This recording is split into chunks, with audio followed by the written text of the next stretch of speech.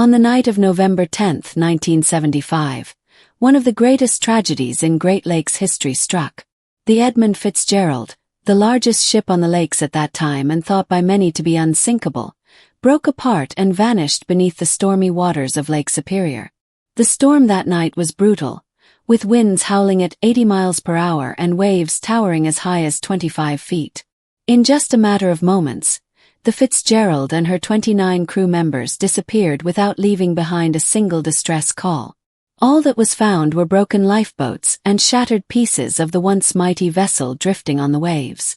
For decades, the accepted explanation was that the storm itself caused the disaster. But new questions have emerged. Was the storm really the only reason? Or has the real cause of the tragedy been hidden from us all this time?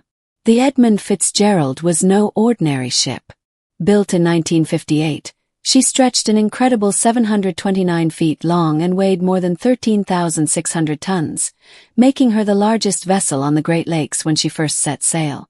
Her massive size drew crowds wherever she went, and she quickly became a symbol of American strength and industry. The ship carried iron ore, taconite pellets, that fueled the factories and built the cities of a booming nation. To many, the Fitzgerald wasn't just a freighter, she was the pride of the American side, a living monument to progress and determination. Under Captain Peter Pulser, the ship even gained a personality of her own. Pulser famously played music from the ship's loudspeakers as she passed through waterways, filling the air with jazz or rock. It was unusual for a working freighter, but it made the Fitzgerald unforgettable, almost like she had a soul. She wasn't just famous for her charm, she was also a record-setter, hauling more cargo than nearly any other ship, all while maintaining a spotless safety record. To the public and shipping companies alike, she seemed untouchable, strong enough to sail well into the next century. But beneath the image of perfection, warning signs were ignored. Over the years, cracks formed in her steel, small problems that should have been repaired right away. Instead, repairs were delayed or overlooked to keep shipping schedules on track. Profit, speed, and efficiency were valued more than safety. As time passed, the Fitzgerald carried not just cargo, but also the burden of neglect. For nearly 20 years she was celebrated as unsinkable, but by the fall of 1975, that belief was about to be proven tragically wrong. The ship's final journey began on November 9, 1975, when she was loaded with over 26,000 tons of iron ore pellets at the Burlington Northern Railroad dock in Superior, Wisconsin. These small, marble-like pellets shimmered with the promise of industry, and carrying them was routine for the Fitzgerald. At 2:30 in the afternoon, Captain Ernest McSorley, a respected and seasoned mariner nearing retirement, gave the order to depart. The ship pulled away, slicing through the steel-gray waters of Lake Superior. The air already carried the sharp bite of a storm.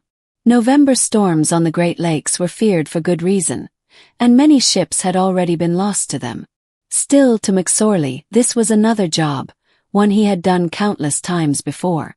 Not far away, another ship, the Arthur M. Anderson, left Two Harbors, Minnesota, under the command of Captain Bernie Cooper. McSorley and Cooper stayed in constant radio contact as they moved across the lake, keeping an eye on each other's progress. The Fitzgerald, being faster, pushed ahead, while the Anderson followed about 10 to 15 miles behind.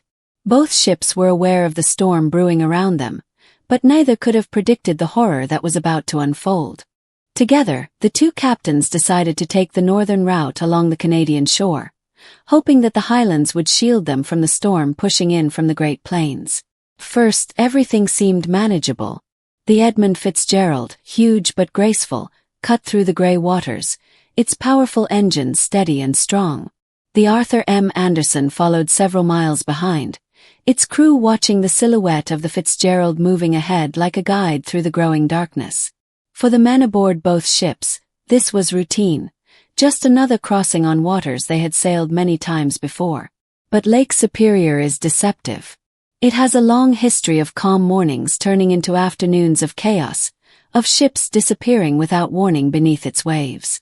On this November trip, the storm was growing with every passing hour.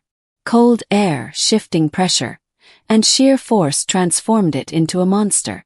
The sailors had faced rough weather before, but this storm was different.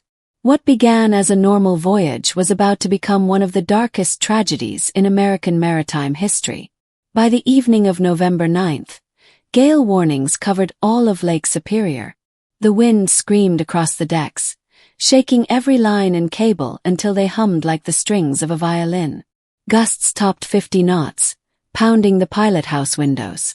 Waves swelled to 12 and even 16 feet, crashing white against the black waters. The storm was difficult but not yet beyond what experienced Great Lakes sailors had faced. That night, gale warnings turned into storm warnings. By the morning of November 10th, Lake Superior looked more like a battlefield than a lake. Huge, steel-gray waves rose like mountains, each one searching for weakness in the ships below.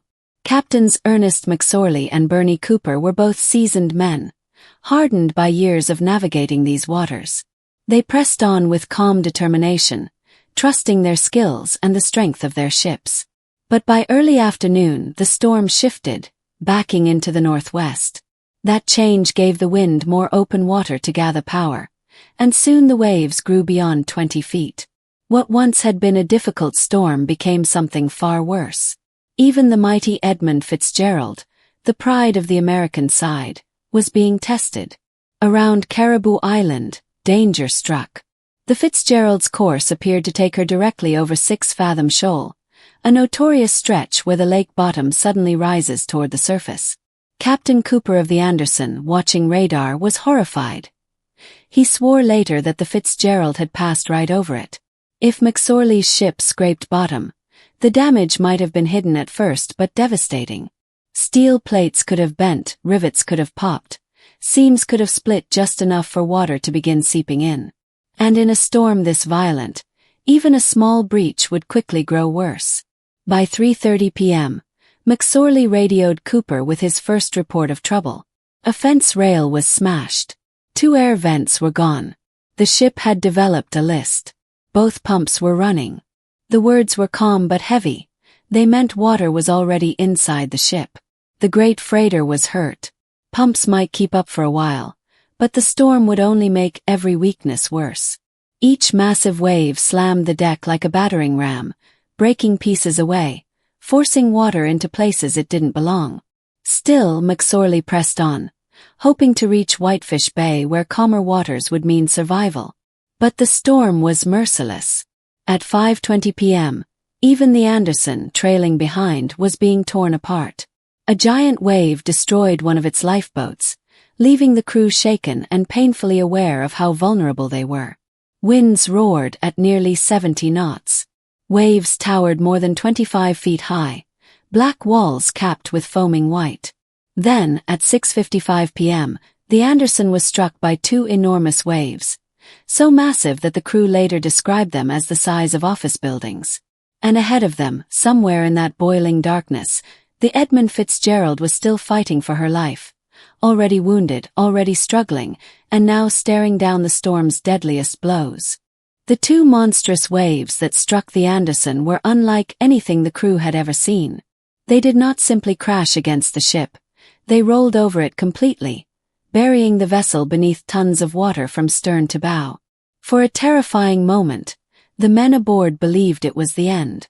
The Anderson groaned, shuddered, and fought desperately against the crushing weight before finally staggering back to the surface like a boxer barely staying on his feet.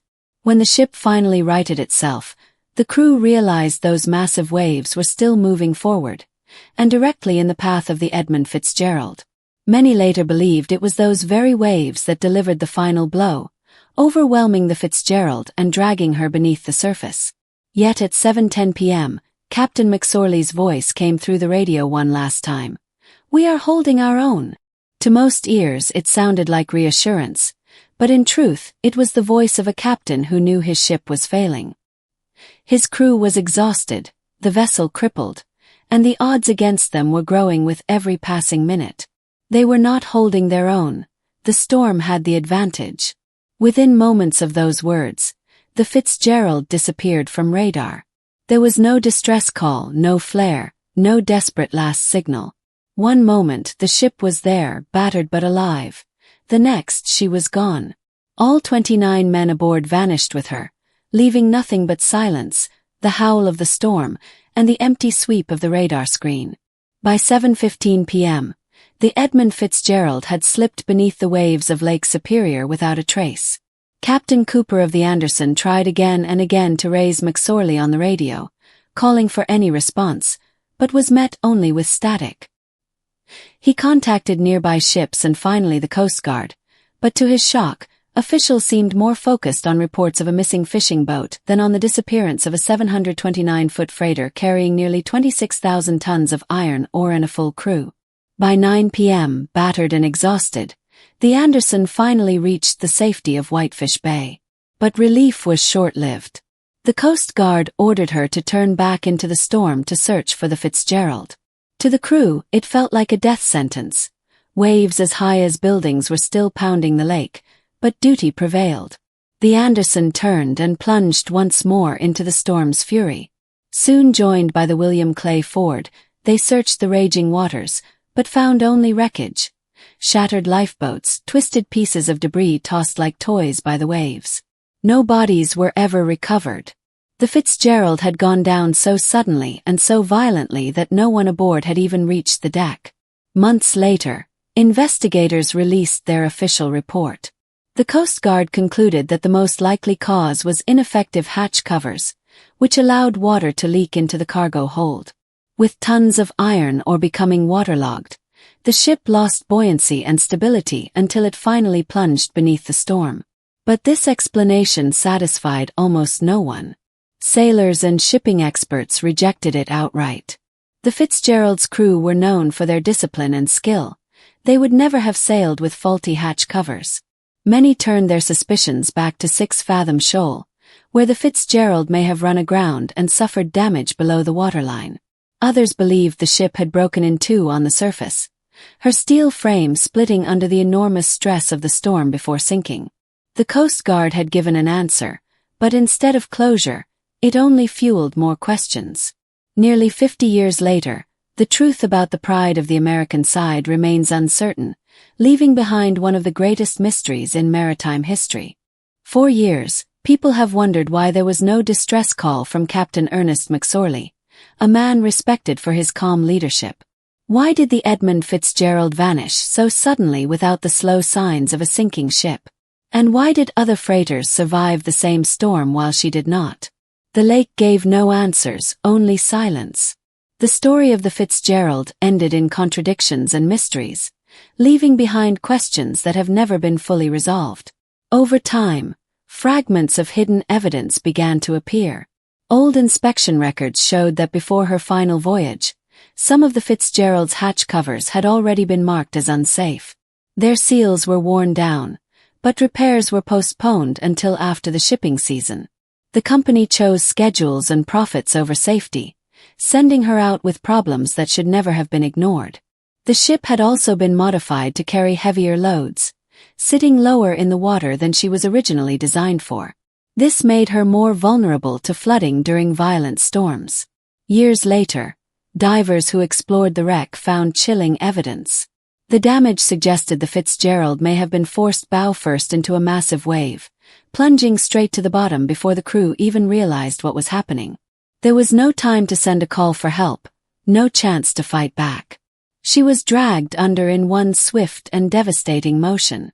All of this painted a darker picture than the official story. It became harder to believe that the storm alone was to blame. The Fitzgerald was not simply destroyed by nature. She was failed by negligence, overloading, and corporate pride. Repairs were delayed, warnings were ignored, and safety was sacrificed for speed and profit. The storm did not kill her. It only delivered the final blow to a ship already pushed beyond her limits.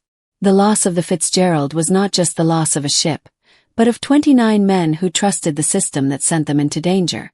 Their families were left with only silence, their last comfort being Captain McSorley's final words. "We are holding our own." But those words, once meant as reassurance, became a cruel mask hiding the truth. The Fitzgerald did not sink the way we were told. She was betrayed long before that storm struck. For 50 years, the official story has been repeated, that the Edmund Fitzgerald was simply a victim of Lake Superior's fury. But the real truth is buried in records, wreckage, and the choices that valued commerce over human life. The lake may never give up her dead, but the evidence reveals enough to leave us speechless. Now that you know this hidden truth, what do you believe really happened that night on Lake Superior?